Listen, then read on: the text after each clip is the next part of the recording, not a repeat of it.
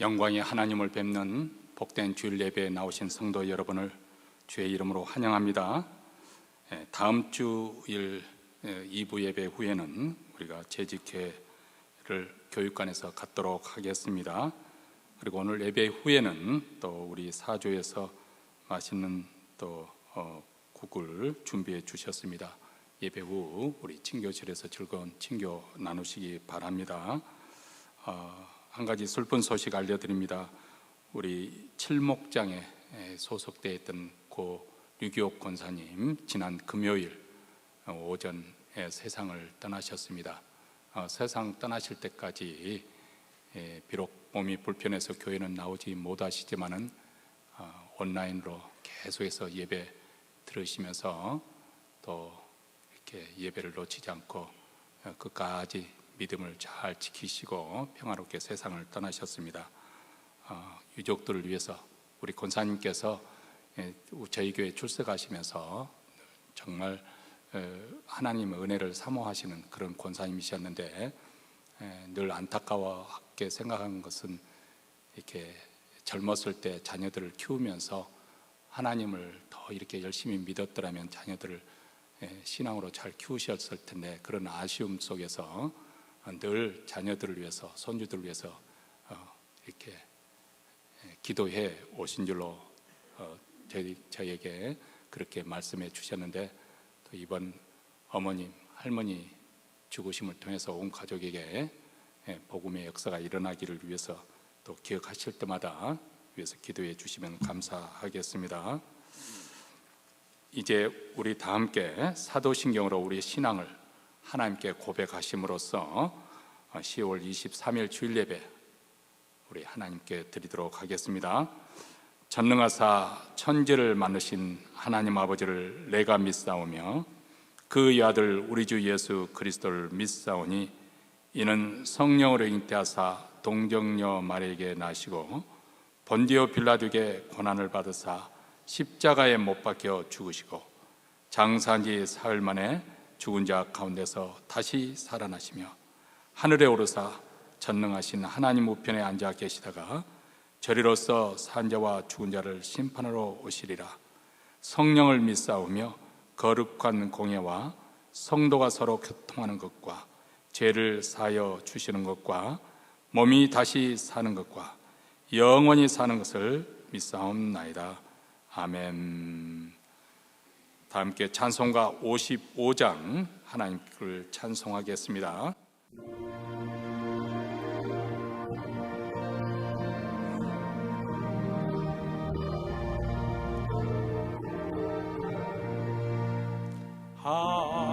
하나님의 크신 사랑 하늘로서 내리사 우리 맘에 항상 계셔 온전하게 합소서. 나의 주는 자비하사 사랑 무한하시니 두려워서 떠는 자를 구원하게 줍소서. 걱정 근심 많은 자를 성령 감화하시니 복과 은혜 사랑하다 평안하게 앞서서. 검과 나중 대신 주 항상히 하셔서 마귀 유혹 받는 것을 속히 끊게 앞서서. 전능하신 아버지여 주의 능력 주시고 우리 맘에 임하셔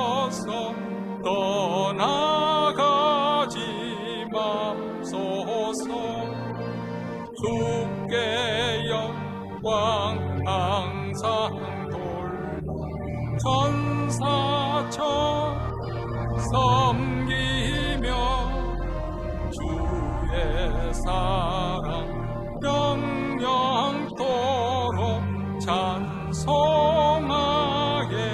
앞서서 우리들이 거듭나서 의미 없게 가지고 주의 크신 구원받아 온전하게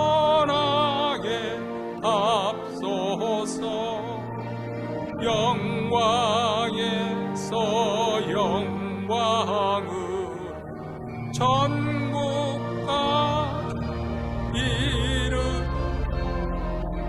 그 신사랑 감격하여 경배하게 앞서서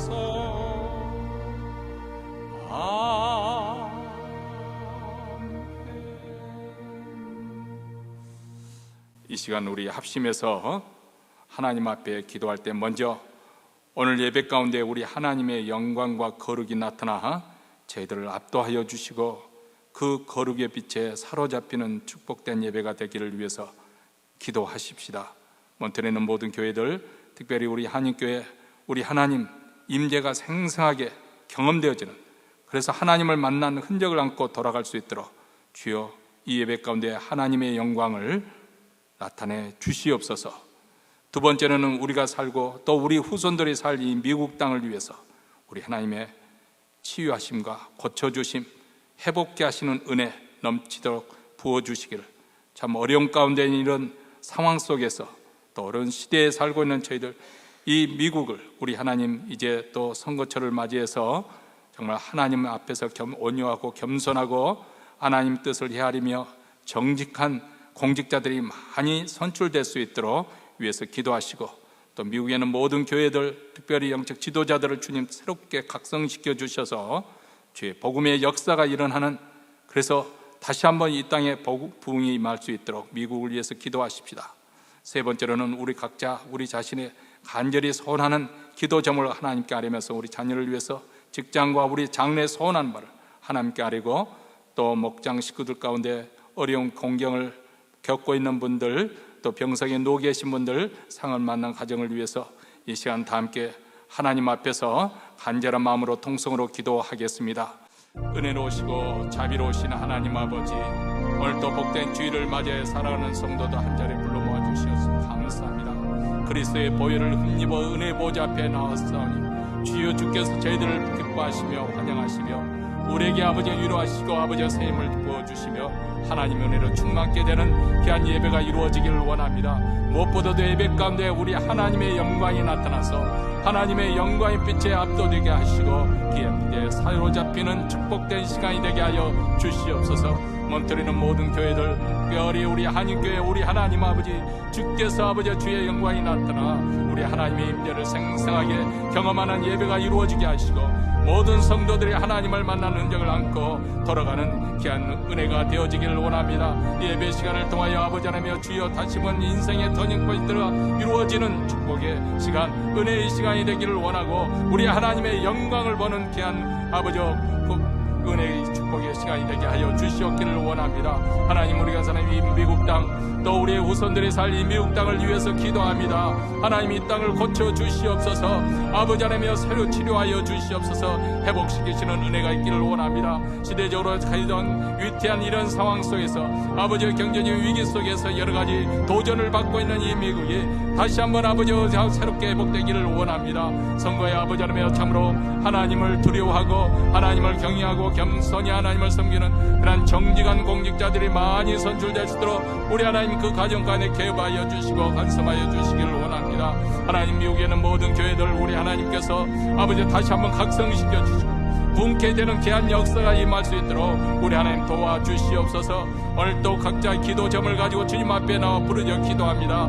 가정가정마다 주님 그절의 기도를 들으시고 응답하여 주시고 이 기도하는 가운데 하나님의 마음의 확신을 갖고 돌아갈 수 있도록 위로받고 아버지 하나님의 힘을 얻는 귀한 시간이 될 수 있도록 도와주시길 원합니다.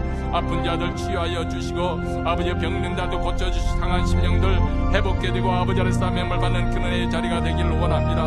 오늘도 기도의 응답을 받고 돌아갈 수 있도록 하나님의 선한 힘을 함께하여 주시옵소서. 하나님의 긍휼하심이 나타나는 주일 예배가 되도록 주님 도와주시옵소서. 하나님의 영광 가운데 아버지 하나님 오늘도 만나주시고 우리를 고쳐주시옵소서. 회복시켜 주시옵기를 간절히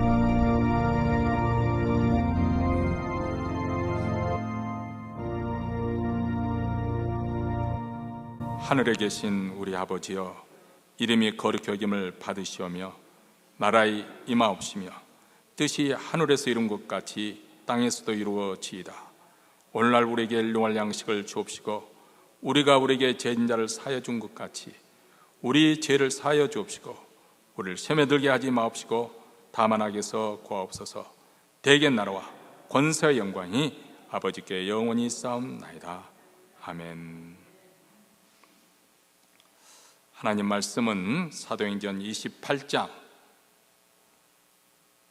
17절부터 31절 말씀 우리 다 같이 한 목소리로 읽습니다. 사흘 후에 바울이 유대인 중 높은 사람들을 청하여 모인 후에 이르되 여러분 형제들아, 내가 이스라엘 백성이나 우리 조상의 규모를 배척한 일이 없는데 예루살렘에서 로마인의 손에 죄수로 내어준 바 되었으니 로마인은 나를 신문하여 죽일 제목이 없으므로 놓으려 하였으나 유대인들이 반대하기로 내가 마지못하여 가이사에게 호소하며 내 민족을 송사하려는 것이 아니로라. 이러므로 너희를 보고 함께 이야기하려고 청하였노니 이스라엘의 소망을 인하여 내가 이 쇠사슬에 매인 바 되었노라. 저희가 가로되 우리가 유대에게서 내게 대한 편지도 받은 일이 없고 또 형제 중 누가 와서 내게 대하여 좋지 못한 것을 고하든지 이야기한 일도 없느니라. 이에 우리가 너의 사상이 어떠한가 듣고자 하오노니 이 파에 대하여는 어디서든지 반대를 받는 줄 우리가 알미라 하더라. 저희가 일자를 정하고 그의 우관한 집에 많이 오니 바울이 아침부터 저녁까지 강론하여 하나님 나라를 증거하고 모세의 율법과 선지자의 말을 가지고 예수의 일로 권하더라. 그 말을 믿는 사람도 있고 믿지 아니하는 사람도 있어 서로 맞지 아니하여 흩어질 때 바울이 한 말로 일러 가로되 성령이 선지자 이사야로 너희 조상들에게 말씀하신 것이 옳도다. 일렀으되 이 백성에 가서 말하기를 너희가 듣기는 들어도 도무지 깨닫지 못하며 보기는 봐도 도무지 알지 못하는도다. 이 백성들의 마음이 완악하여져서 그 귀로는 둔하게 됐고 그 눈을 감았으니 이는 눈으로 보고 귀로 듣고 마음을 깨달아 돌아와 나의 고침을 받을까 함이라 하였으니 그런즉 하나님이 구원을 이방인에게로 보내신 줄 알라. 저희는 또한 들으리라 하더라. 바울이 온 이태를 자기 셋집에 유하며 자기에게 오는 사람을 다 영접하고 담대히 하나님 나라를 전파하며 주 예수 그리스도께 관한 것을 가르치되 그 많은 사람이 없었더라. 아멘. 오늘로서 우리가 사도행전을 마치도록 하겠습니다. 그리고 이제 시편을 몇 편 우리가 공부한 후에 다음 책을 우리가 정해서 함께 계속해서 하나님의 말씀을 듣도록 하겠습니다. 사도행전 척은 한마디로 사도행전 1장 8절에 말씀하신 대로 오직 너희에게 성령이 임하시면 너희가 권능을 받아 예루살렘과 온 유대와 사마리아 땅끝까지 이르는 데 증인이 되리라. 이 말씀이 우리 주님께서 이 말씀을 하셨는데 이 말씀이 어떻게 성취되었는가, 이것을 한눈에 볼 수 있도록 기록한 책이 사도행전입니다. 오순절에 성령이 강력하게 임하게 되니까 이로써 예루살렘에서부터 복음이 전파되기 시작하고 유대와 사마리아와 그리고 땅끝까지 이르러 복음이 이렇게 전파되어가는, 그리고 마침내 로마에까지 사도 바울이 입성하는 그런 과정을 보여주고 있습니다. 우리 주님은 신실하신 분이시기 때문에 그분이 약속하신 그 말씀은 반드시 성취해 가십니다. 우리가 하나님으로부터 받은 사명을 잘 감당하고자 할 때 사도 바울처럼 우리에게도 하나님께서 성령의 권능을 입혀주시고 그래서 이 사명을 잘 감당케 해 주실 것입니다. 그 사명이 성취되도록 우리 하나님께서 섭리하실 것이고 또 역사하실 것입니다. 우리는 사도 바울의 로마를 향하는 그 여정 가운데 지금까지 몇 차례에 걸쳐서 하나님께서 어떻게 이 사도 바울의 그 사명이 성취되도록 역사하시는지 그것을 확인할 수가 있었습니다. 사실 그는 아무 연구 없이 단지 복음을 전파하는, 예수님이 죽으셨다가 3일 만에 다시 살아났다는 이 복음을 전파한다는 그것으로 인해서 체포를 당하고 정말 이유 없이 2년 동안 구금을 당했습니다. 유대인 40여 명은 사도 바울을 죽이기까지는 우리가 먹지도 마시지도 않겠다 결의를 하고, 그런 상황 속에서 사도 바울이 어쩔 수 없어서 로마 황제에게 자기 건을 고소를 이렇게 상소를 하게 되죠. 그래서 마침내 제수로 신분으로 이렇게 배를 타고 로마를 향하게 되는데, 그만 도중에 광풍을 만나서 배가 파손하게 되고 거의 죽을 뻔하는 그런 상황이 됩니다. 가까스로 광풍에서 벗어나는가 싶었는데 육지에 가까이 오자 또 이번에는 암초에 걸려서 배가 깨지는 상황이 일어나죠. 이런 와중에 로마 군인들은 제수들이 도망칠까 봐서 다 죽이고자 하는 그런 위기를 만났습니다. 이렇게 우여곡절을 겪은 후에 간신히 살아남았는데도 또 사도 바울이 그 모닥불에 나뭇가지를 넣다가 그만 불기운에 뜨거운 독사가 와서 손을 물었습니다. 자, 한 가지 위기가 지나면 또 다른 위기, 어쩌면 또 위기에 또 다른 위기가 덮치는 그런 상황이 벌어지고 있었던 것이죠. 그런데 이 모든 일들이 다 지나가고 난 다음 결국 우리 주님이 약속하신 대로 그는 드디어 로마에 입성하게 됩니다. 이로써 우리는 사도 바울이 받은 사명이 도중에 어떤 환난, 어떤 방해, 어떤 장애가 있다 할지라도 기필코 그 사명들이 이루어진다는 사실을 확인할 수 있게 됩니다. 왜냐하면 사도 바울에게 주었던 그 사명은 우리 모든 인생을 향한 하나님의 구원의 능력이자 구원의 방편인 복음을 전파하는 것이었기 때문에 그렇습니다. 그렇다면 하나님께서 그렇게 하고 시작하셔야 하는 복음 전파가 도대체 무엇이간데 하나님께서는 그렇게 끝까지 그 일을 관철해 가시는 것일까요? 무엇을 복음 전파를 통해서 하나님께서 성취하시려는 것일까요? 결론적으로 말씀드리면 결국은 하나님의 백성을 새롭게 세우시려는 것입니다. 하나님의 백성을 창조하는 것이죠. 이런 하나님의 구원 계획은 바로 창세기부터 요한계시록기까지 바로 하나님이 하시는 일은 무엇이냐, 하나님이 구원하시는 이 놀라운 그 작업이 결국은 궁극적으로 무엇을 향한 것이냐, 바로 하나님을 섬기는 하나님의 백성들을 만드는, 세우는 일이라는 것을 우리가 깨닫게 됩니다. 구약 성경에 보면 하나님께서 한 사람 아브라함을 지목하고 부르십니다. 그리고 그에게 하늘의 별처럼 바다 해변가에 있는 모래알처럼 그렇게 수많은 자손을 주겠다고. 사실 아직까지 75세가 된 이르렀지만 자식이 없는 아브라함에게 하나님께서 그렇게 약속을 하십니다. 그뿐만 아닙니다. 그 약속은 이렇게 하나님의 그 부르심은 아브라함 그 가족뿐만 아니라 그것은 땅에 있는 모든 족속이 너로 인해서 복을 받을 것이다. 네가 복이 근원이 되어 이 땅의 모든 족속들에게 복이 전하게 될 것이다. 이렇게 약속하십니다. 그래서 이 약속에 따라 1차적으로 이루어지는 성취되는 일이 일어나게 되는데 그것은 바로 이스라엘이 하나님 백성이 되는 사건입니다. 이스라엘 나라가 먼저 이제 애굽에 내려가서 큰 민족을 이루게 되고, 그리고 바로의 학정에 시달리다가 하나님께서 전격적으로 개입하셔서 거기서 출애굽하게 되죠. 그리고 난 다음 시내산에 이르렀을 때 하나님께서 그들과 언약을 맺습니다.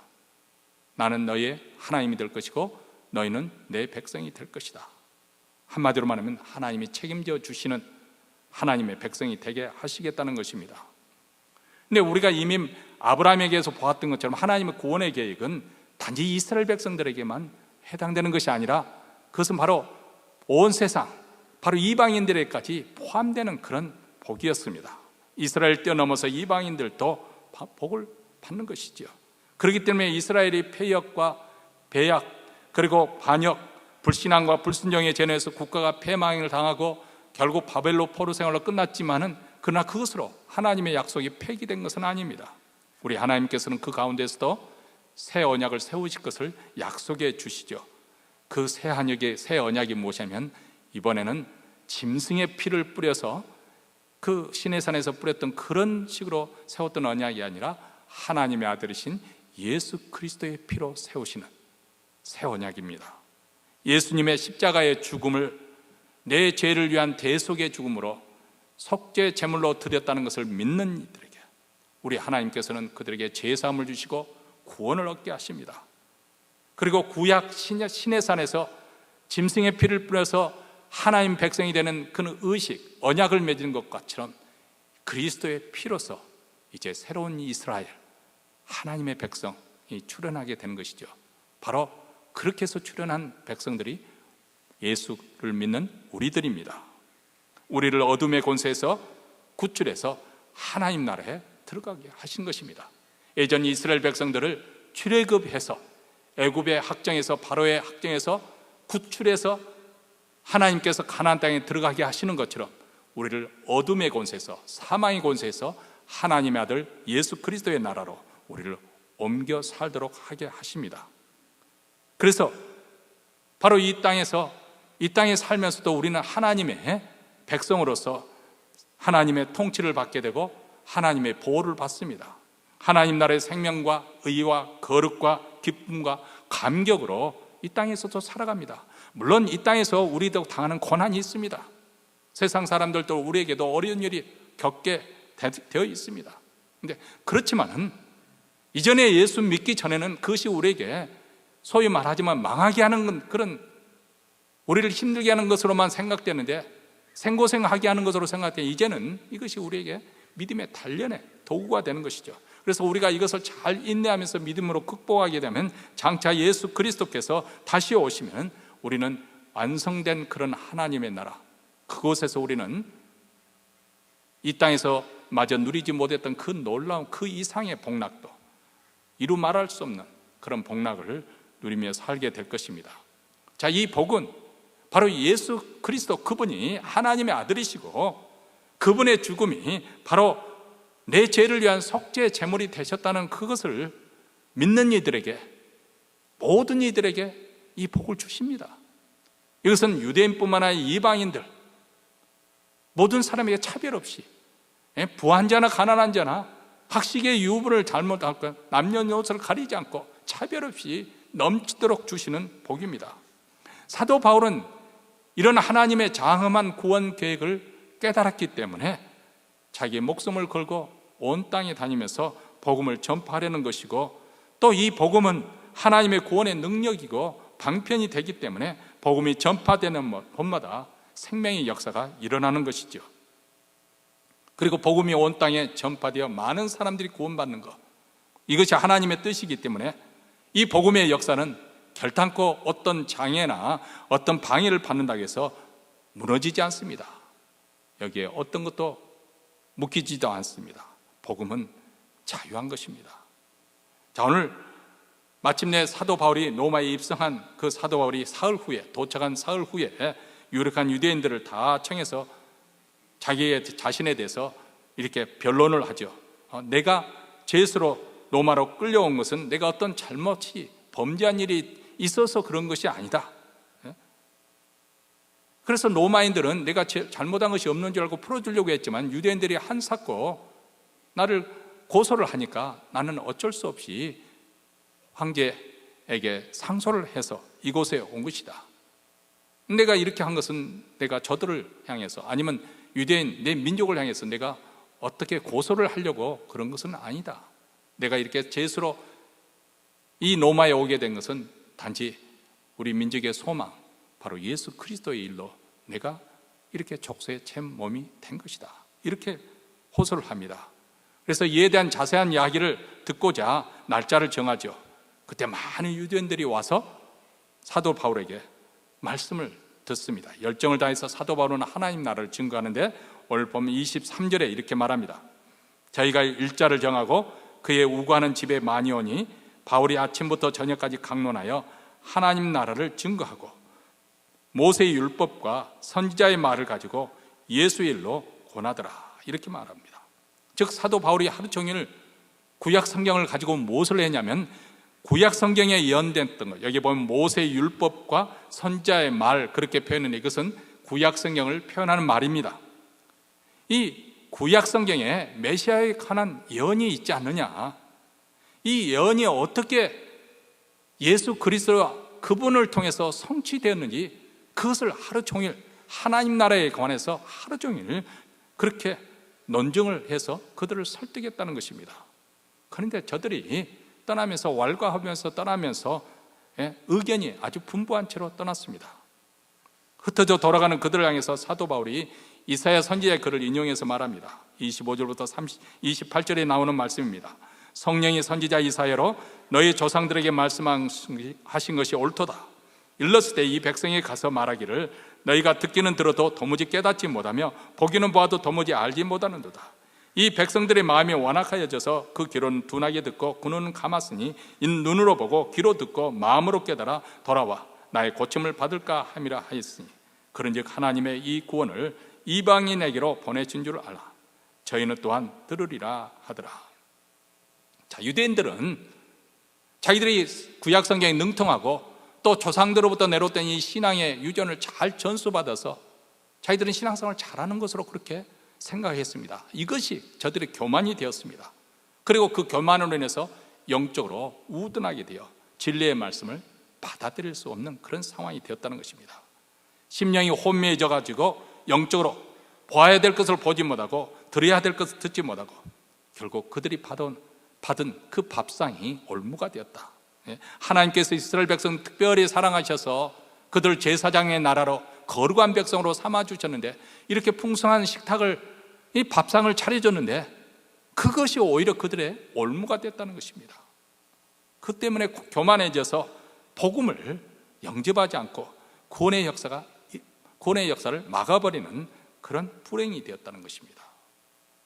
그런데 하나님의 섭리는 참으로 놀랐습니다. 그들의 차원에서 이 복음을 거절했지만은 하나님은 그런 상황을 또 하나님의 섭리 가운데 이것이 바로 이것을 계기로 해서 구원의 축복이 유대인에게서 이방인으로 넘어가는 그런 계기가 됐다는 것입니다. 물론 그렇다고 해서 이스라엘을 하나님께서 완전히 손을 놓고 망하게 한다, 그것은 아닙니다. 다만 이제는 기회가 이방인에게는 와서 그 이방인의 구원받는 수가 다 차기까지 이스라엘은 그렇게 완악한 채로, 눈먼 채로, 기가 막힌 채로 그렇게 있을 수밖에 없다는 것을 지금 말씀해 주고 있는 것이죠. 그것을 로마서 11장 11절과 12절에서 이렇게 말씀하고 있습니다. 그러므로 내가 말하노니 저희가 넘어지기까지 실족하느냐, 완전히 망했느냐, 그럴 수 없느니라. 저희의 넘어짐으로, 저희들이 복음을 거부함으로 구원이 이방인에게 이르러 이스라엘로 시기나게 함이니라. 자기들이 거부해놓고 보니까 이 복음이 전파되는 데마다 이방인들이 놀라운 구원의 감기에 사로잡히는 거 없고 자기들이 시기가 나는 거예요. 여러분, 우리가 잘 아는 것처럼 사도 바울이 가는 곳마다 복음을 전파하는데 유대인들이 그것을 보고 점심을 싸고 다 이웃 마을에까지, 도시까지 쫓아와서 반대를 하잖아요. 근데 왜 그렇게 반대하고 그렇게 미워했느냐? 이방인들이 구원받는 것이 못 견디기 싫은 거예요. 구원은 자기들 것인데 이방인들까지 구원이 전파된다, 믿음으로 예수를 믿음으로 구원받는다고 하니까 이방인들이 많이 그렇게 열렬하게 받아들이는 거 보고 시기가 나서 사도 바울을 핍박하고 결국은 노마에까지 이렇게 죄수심으로 보내게 된 원인이 되는 것 아니겠습니까? 그래서 여기에 말씀대로 저희의 넘어짐이 세상의 부요함이 되고 우리 이방 사람들에게는 이 복을 누리는 놀라운 부요함이 되고 저희의 실패가 이방인의 부요함이 되거든 하물며 저희의 충만함이요.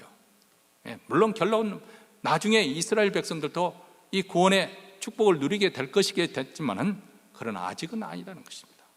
사실 사도 바울은 자기 백성 이스라엘 백성들이 유대인들이 예수를 믿지 않는 것에 대해서 아마 굉장한 좌절감 또 기쁜 회감이 들었을 것입니다. 가는 곳마다 가장 먼저 회당에 가서 복음을 전파했었지만 그들로부터 배척을 당했지 않습니까? 반면에 이방인들은 열렬히 복음을 받아들였습니다. 그래서 그는 하나님께서 자기 백성을 버리신 것이 아닌가 이렇게 생각하겠는데, 가만히 생각해보면 또 그것은 아닌지요. 우선 사도 바울 자신이 유대인이잖아요. 그리고 12사도를 비해서 이 사도들 모두가 유대인들이 뿐만 아니라 처음 성령 강림이 임해서 초대교회가 세워진 그 예루살렘 모든 교회는 다 유대인들이었습니다. 이를 볼 때 하나님께서 택한 백성, 이 이스라엘이 완전히 버림받지 않는 것이 분명하다는 것을 알 수가 있습니다. 자, 오늘 말씀에도 보면 24절에 보면 사도 바울이 복음을 증거하는 그 말을 듣고 난 다음에 모든 유대인들이 다 거부한 것은 아니죠. 24절에 그 말을 믿는 사람도 있고 믿지 아니하는 사람도 있더라. 일부는 믿고, 그러나 대부분의 나머지 유대인들은 믿지 않아 돌아갔다는 것입니다. 그렇다면 이 대다수 유대인들은 똑같이 복음을 듣고도 왜 거부를 했느냐? 이미 말씀드린 것도 그들이 스스로 교만해져서 있지만, 사실 그 모든 배후에는 영적인 이유가 있는 것이죠. 원인이 있는데 그것은 바로 사단의 강력한 역사입니다. 사단의 거짓과 속임에 그들이 노란하기 때문에, 눈이 가려져 있기 때문에. 예수님은 사단을 가리켜서 거짓말장이요 거짓의 아비라고 그렇게 했습니다. 속임수와 거짓으로 사단은 모든 영혼을 사로잡습니다. 노예로 만들죠. 누구든지 한번 죄를 지면 죄의 노예가 되기 때문에. 그래서 사람들은 사단에게 예속되어 있고 노예처럼 끌려다니면서 일생을 사는 것이죠. 사실 우리도 예수 믿기 전에 우리도 이렇게 소망이 없는 사람들이었어요. 허물과 죄로 하나님의 생명에서 떠나 있었고, 그때는 진리와는 상관없이 세상의 풍속과 세상의 또 풍조를 쫓아서 살았습니다. 우리는 고의로 하나님 말씀을 저버렸습니다. 그 대신에 마귀의 조종을 받고 있었고, 마귀가 이끌어가는 대로 불순종의 삶을 살고 있었습니다. 그것이 바로 죄와 허물 가운데 죽어있던 우리 인간의 실존 상태입니다. 공중의 권세 잡은 자, 불순종의 아들들 가운데 역사하는 영, 즉 마귀를 쫓아서 마귀의 조종을 받고 마귀의 영향력 아래, 그 세력 안에 살고 있었던 것이죠.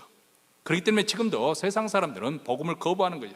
심지어 적대감을 표출하는 그 이유 중에 하나, 이 복음에 대해서 왜 그토록 증오심을 표현하는가? 그들이 교회와 크게 그들이 손해를 보거나 상처를 받거나 그런 사람도 있겠지만은 그렇지도 않은 사람들이 아주 교회에 대해서 막 독을 품고 반대하고 그러는 사람들이 있습니다. 왜 그럴까요? 마귀의 역사죠. 그렇기 때문에 복음 전파는 악한 영들과 대적하는 것 같습니다. 에베소서 6장 12절에서 우리의 씨름은 혈과 육에 대한 것이 아니요 정사와 권세와 이 세상의 세상 주관자들과 하늘에 있는 악의 영들에 대함이라. 복음 전파는 영적 전투와 같아요. 정사와 권세와 이 어둠의 세상 주관자들과 하늘에 있는 악의 영들의 세력에 속였던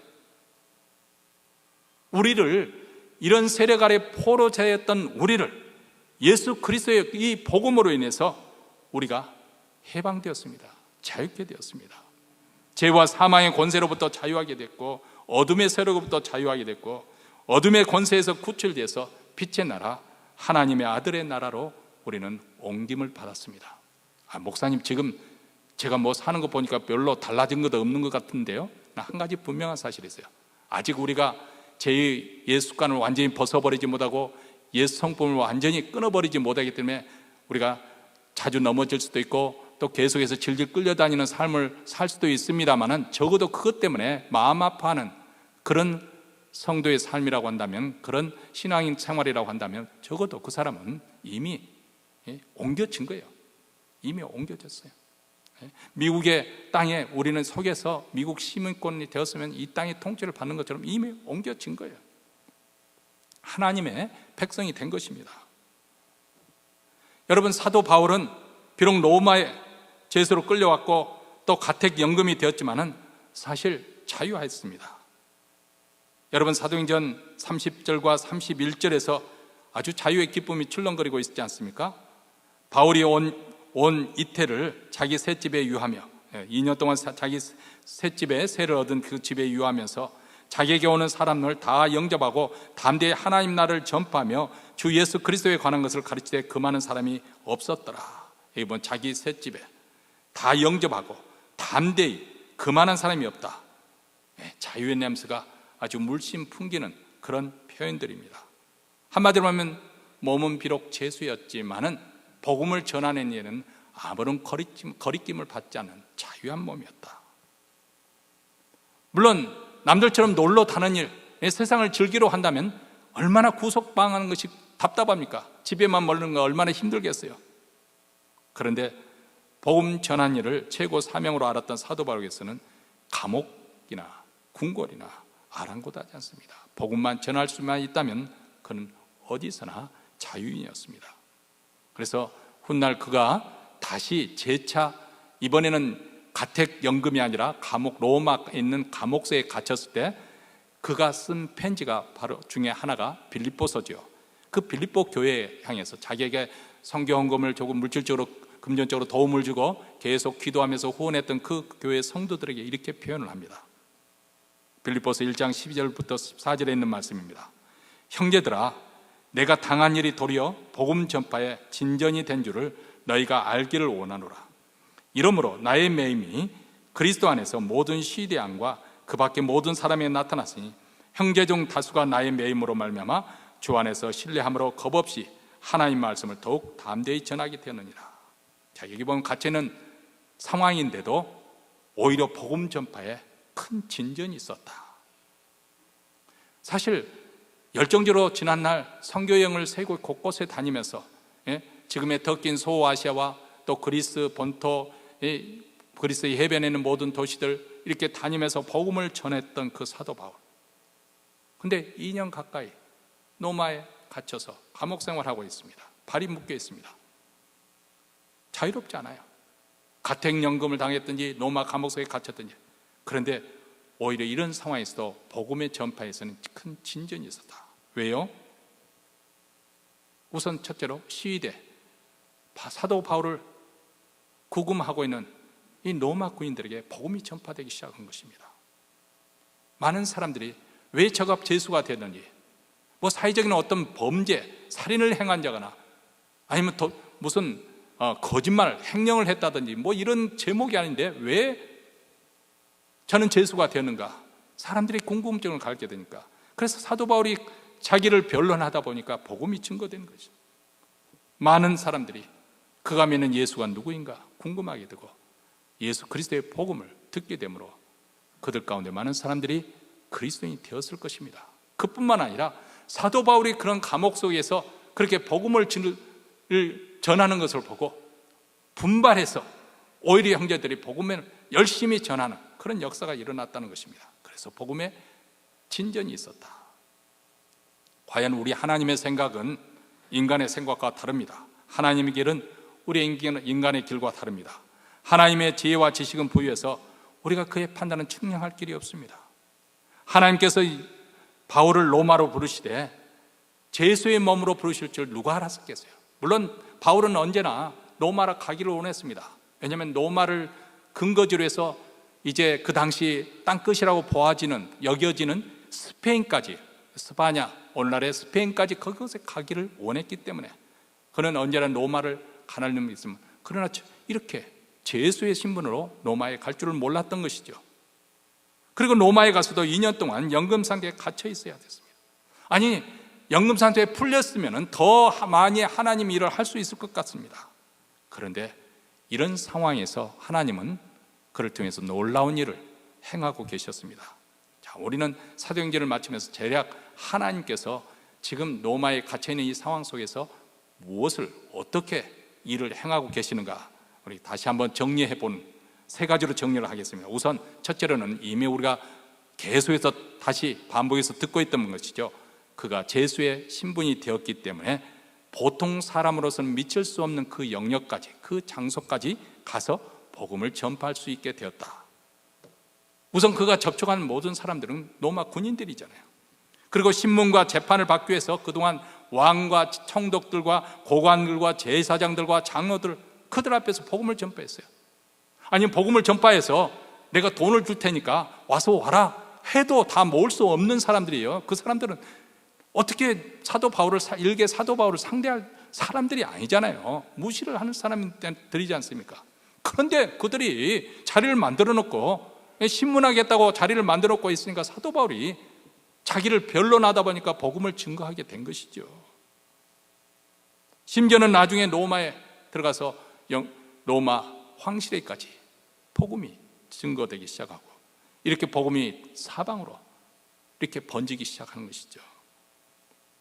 두 번째는 제수의 신분이 몸이 갇혀 있었기 때문에 그가 세웠던, 그동안 분주하게 이곳저곳 하면서 교회를 돌보며 교회를 세웠던 그가 이제 각 교회에게 그들을 애정어린 그런 서신, 편지를 보낼 수가 있었던 것이죠. 소위 말하면 오늘날 옥중서신이라 불리는 에베소서, 빌립보서, 골로새서 이런 편지들을 그는 차분하게 하나님의 진리의 말씀을 담아서 보낼 수가 있었습니다. 예수 그리스도 그분은 만유의 주제가 되시고 그를 통해서 이렇게 놀라운 위대한 구원의 역사를 어떻게 이루셨는가, 그것을 진술함으로 오늘날 우리에게까지 그 서신을 공부할 때마다 하나님의 진리의 말씀, 신앙의 유산으로 우리에게 남겨주신 것입니다. 세 번째로는 그가 이런 고난을 겪으면서 증거하고자 하였던 것, 그가 생명을 잃을 수 있는 그런 위험을 무릅쓰면서 계속 사역을 계속하였던 그 이유는 무엇인가? 그것은 바로 복음이었고 그것은 하나님으로 말미암았다는 것을 더 확실하게 우리에게 보여주고 있는 것입니다. 사실 우리가 간증을 하라고 하면은 우리가 예수를 믿어가지고 이렇게 어려웠었는데 이렇게 일이 풀렸습니다. 직장 생활에서도 이렇게 창통하게 되었고요. 또 뭐 어려운 일, 가정일, 또 자녀들 문제도 이렇게 잘 되었으면 이렇게 간증하면 얼마나 신나고 좋겠어요. 또 그렇게 간증도 많은 사람들이 하고 다닙니다. 그런데 이런 간증도 있습니다. 지금 현재 내가 예전에는 이랬었는데 이렇게 형편없이 됐습니다. 예전에는 건강했는데 이렇게 건강을 잃게 됐습니다. 그런데 감사하게도 내가 예수를 만났고요, 예수를 만났다 보니까 지금 현재 내가 이렇게 어려운 속에서도 내가 감사하며 살고 있습니다. 이것이 진짜 살아있는 간증 아니겠어요? 시험과 시련을 만났음에도 불구하고 내가 포기하지 않고 이 복음을 붙들고 있다는 것, 그렇다면 그 복음이 얼마나 중요한가, 얼마나 소중한 것인가 사람들이 깨닫게 되는 것이죠. 사도 바울이 그것을 보여주는 거예요. 그가 저렇게 고난을 무릅쓰면서 우리에게 복음을 전해주려고 그렇게 했었는데 도대체 그 복음이 얼마나 중요했으면, 얼마나 소중한 것이었으면 저렇게 포기하지 않는 것일까? 이를 통해서 복음의 소중함, 그리고 우리가 구원받는 것이 얼마나 감격스러운 것인가, 그것을 깨닫게 해주는 것이죠. 사단은 그동안 사도 바울의 복음의 역사, 세계 선교의 역사를 방해하기 위해서 여러 가지로 방해를 하였습니다. 유대인들의 핍박을 통해서, 총독과 왕들의 신문을 통해서, 바다의 광풍을 통해서, 군사들의 사회 유업을 통해서, 독사, 그리고 감옥에 열악하는 환경, 또 그곳에서 또 병약함, 이것을 통해서 그럴지라도 사도 바울의 복음의 역사를 금할 수가 없었다. 마지막에 금하는 사람이 없었더라. 그렇게 사도행전을 맺고 있지 않습니까? 오늘날도 마찬가지입니다. 우리는 이렇게 자유롭게 주일에 나와서 예배를 드리고 있지만은 여러분, 중국이나 가령 북한이나 아니면 이슬람 국가에서 이렇게 마음 놓고 살해의 위험을 당하지 않고 신변의 위협을 느끼지 않고 예배 드릴 수 있는 그런 곳이 아니지 않습니까?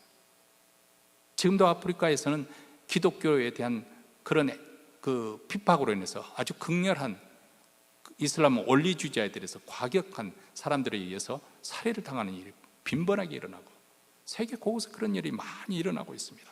어떻게든 복음이 전파되지 못하도록 별별 수단을 다하고 감시하고 검열하고 그리고 박해를 하고 있습니다. 자유주의 사회에 사는 우리는 그러면 그런 위협이 없는가? 복음을 반행하는 그런 역사는 없는가? 있습니다. 여기도 세속주의, 물질주의, 특별히 이 코비드 상황을 거치면서 사람들이 물론 건강에 힘쓰고 또 그만큼 이렇게 조심해야 된다는 그런 것에 많이 사람들이 각성하게 되는 계기가 됐습니다만은, 그러다 보니까 사람들이 너무 마음이 소심해져 가지고 우선 그 먹고 사는 일에 급급하다 보니까 복음의 진리에 대해서 관심이 없게 되지 않았습니까? 그렇죠? 예전에는 예배드리는 것을 꼭 필수한 것을 필수적으로 그렇게 여겼던 사람들도 뭐 코비드 상황이니까 빠져도 되지 뭐, 이렇게 자연적으로 사람들이 생각하게 된 거죠. 그래서 꼬박꼬박 예배 드렸던 사람들도 뭐 한두 번 나가줘도 대단히 내가 신앙생활 잘하는 것처럼, 예전에 한두 번 나왔던 분들은 이제는 아예 나오지도 않고 그냥 온라인으로 예배 드려도 뭐 온라인으로 예배 드리면 되지, 이렇게 쉽게 생각하는 그런 시대가 되고 말았습니다. 그뿐만 아니죠. 돈의 가치, 즐기는 것, 이런 향락주의, 그뿐만 아니 이단들의 거짓된 가르침들, 그 중에 가장 대표적인 것이 바로 진화론이 아니겠습니까? 그런데 이런 모든 방해도 불구하고 복음의 역사를 금할 수가 없다, 그렇게 말합니다. 디모데후서 2장 9절에서 이렇게 말합니다. 복음을 인하여 내가 죄인과 같이 매는 데까지 고난을 받았으나 하나님의 말씀은 매이지 아니하니라. 몸은 비록 감옥 속에 매일 수는 있었지만, 쇠사슬의 몸은 비록 매일 수는 있어도 하나님의 말씀은 매이지 아니하는다. 복음은 매이지 않습니다. 묶이지 않습니다. 자유합니다. 그렇기 때문에 이런 확신을 가지고 된다면 우리도 이 생명의 복음, 진리의 복음을 전파할 수가 있는 것이죠. 담대하게 전파할 수 있게 되는 것이죠. 여러분, 사도행전을 보면은 다른 책과 같이 결론을 맺지 않고 뭔지 모르게 계속 진행될 거다 하면서 딱 끝납니다.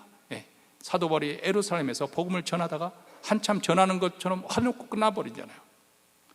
이것은 무엇을 의미할까요? 물론 저자 루가는 그 후로도 계속 사도 바울이 계속 사역하는 것을 기록할 마음을 가졌을는지 모르지만 왜 이렇게 사도행전이 그렇게 계속되지 못해 여기서 끝나는 것일까? 그것은 아마도 이것을 통해서 우리에게 교훈을 주시는 것이 아닐까 싶습니다. 사도행전은 28장으로 끝나는 것 같지만은 29장부터는 바로 너희들의 역사다, 너희들이 29장을 쓰고 있다는 것을 무언의 증언을 해주고 있는 것이 아닐까 생각이 되어집니다. 우리가 사도행전을 마치면서 우리도 또 우리 교회도 사도 바울과 같은 그런 믿음의 확신과 그리고 이 복음에 대한 열심을 다시 불길처럼 지펴 주셔서 우리도 21세기의 신사도행전의 역사가 일어날 수 있게 되기를 주의 이름으로 축원합니다. 기도하겠습니다.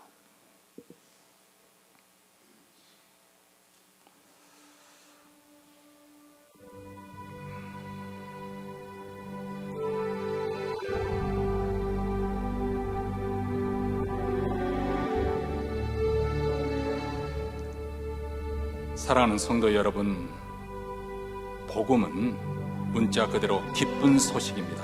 복된 소식입니다. 그런데 오늘날은 복음이 더 이상 복음이 되지 못하고 별로 기쁘지 않는 소식처럼 시큰둥하게 반응하고 있습니다. 오히려 돈을 많이 벌었다는 소식이 기쁜 소식이요, 어디 가서 인생을 즐겼다는 것이 즐거운 소식처럼 느껴지는 시대에 우리가 살고 있습니다. 아주 악한 시대에 우리가 살고 있습니다. 그러나 복음은 항상 기쁜 소식입니다. 옛날에도 그랬고 지금도 그렇고 앞으로도 그럴 것이며 변함이 없습니다. 오늘 이 시간에 우리가 사도행전을 마치면서 이 복음에 대한 열정을 다시금 하나님께서 회복시켜 주기를 원합니다. 이 복음을 통해서 우리가 구원받은 것이 얼마나 감격스러운 것인지, 우리가 하나님 백성이 되는 것이 얼마나 놀라운 기쁜 소식인지 다시 한번 이것이 자각이 되어지고 또 각성이 되어져서 이 복음을 위해서 열심을 품는 우리 모두가 되기를 원합니다. 하나님 아버지, 감사합니다. 저희가 사도행전을 통해서 하나님의 열심이 어디에 있는지, 하나님의 백성을 세우는 것이 하나님의 목적이고 또 이를 위해서 우리를 복음 전파하는 일에 동참하도록 불러주셨다는 사실을 다시 한번 자각합니다. 하나님, 우리에게도 이런 사도 바울처럼 복음의 열정을 다시금 불길같이 일으켜 세워주시고, 사랑하는 우리 교회가 땅끝까지 복음을 증거하고 전파하는 일에 힘쓰는 교회가 될수록 주여 처음 마음 놓치지 않고 끝까지 지킬 수 있도록 도와주시옵소서.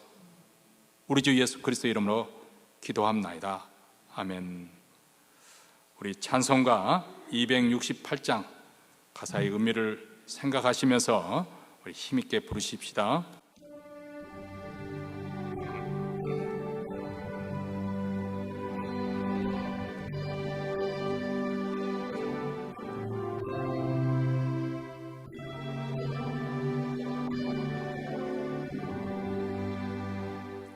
온 세상 위하여 나 복음 전하리.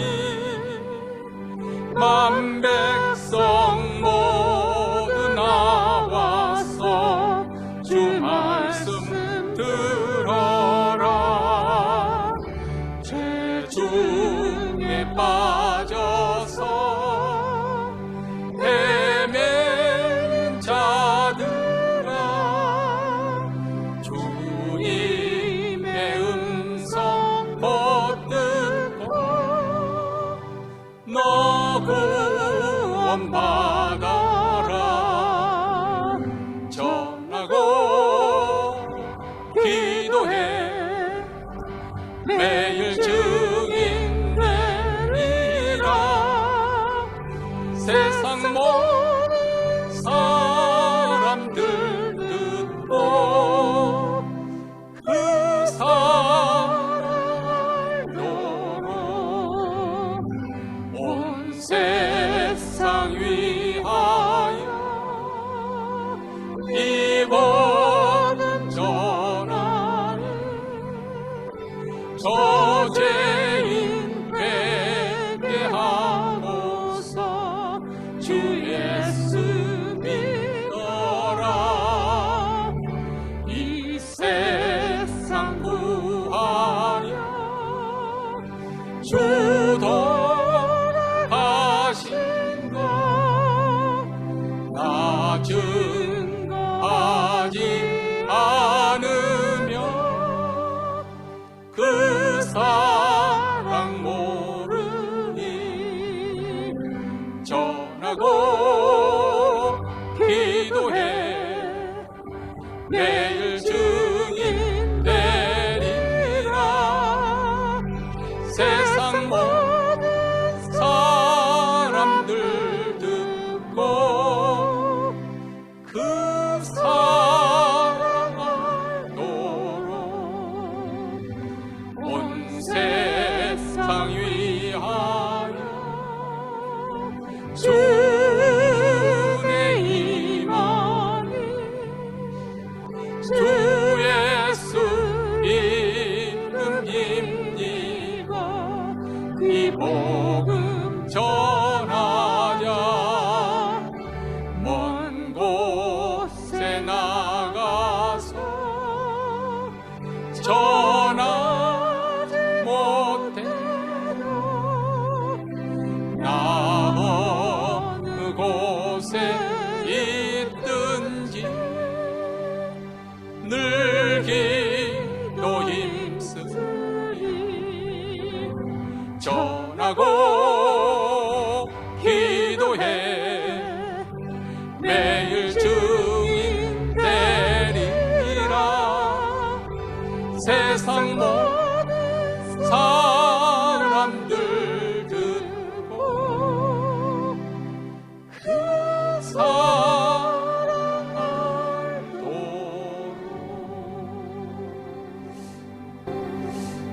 하나님 아버지, 우리가 하나님의 마음을 알기에 하나님의 구원의 그 경륜에 따라서 그 나라를 세우기 위하여 이 시간에도 정성껏 준비한 예물을 하나님 나라에 바쳐드립니다.